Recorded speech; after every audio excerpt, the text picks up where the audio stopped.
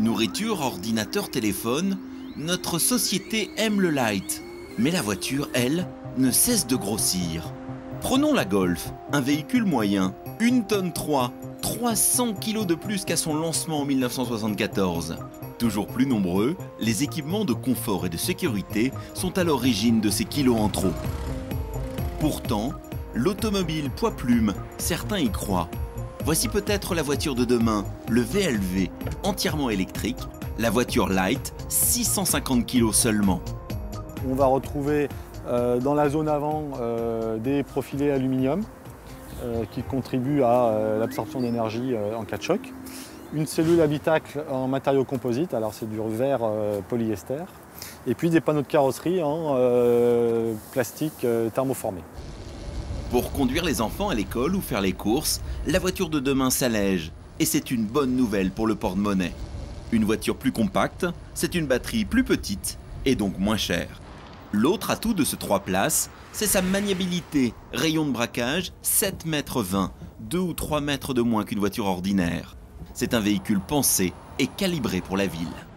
En attendant de voir peut-être un jour le VLV sur nos routes, une enseigne a déjà son véhicule électrique de poche, le Simplicity, 550 kg et moins de 2 mètres de long. À chaque étape de la conception, on a essayé à la fois d'alléger le véhicule, et vous le verrez, l'intérieur est relativement spartiate puisqu'on a un couple de puissance qui est moins élevé que sur un véhicule thermique, donc il fallait un véhicule léger. Et ensuite, c'est un véhicule qui est éco-conçu parce qu'il utilise des matériaux recyclés et ou recyclables, notamment par exemple du chanvre qu'on retrouve au niveau des portières, tant sur l'intérieur que sur l'extérieur. L'idée est d'utiliser un véhicule strictement dimensionné à ses besoins. Pourquoi s'encombrer d'un camion quand les livraisons s'effectuent sur un périmètre de moins d'1 kilomètre? Michael est un livreur satisfait au volant de sa petite camionnette.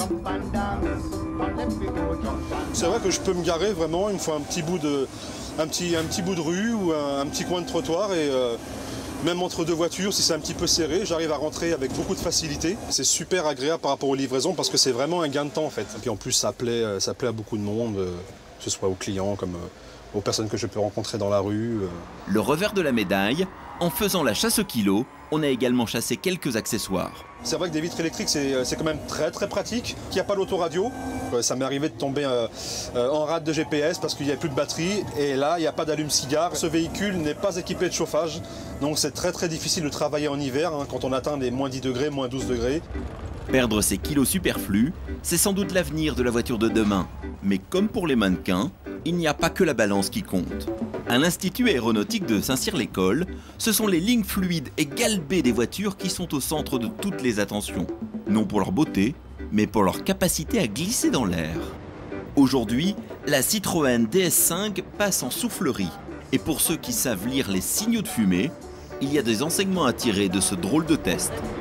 La fumée nous permet de visualiser les lignes de courant, les structures tourbillonnaires qui se détachent et qui se forment autour du véhicule, qui nous permet aussi d'avoir des informations qui nous permettent de faire des améliorations.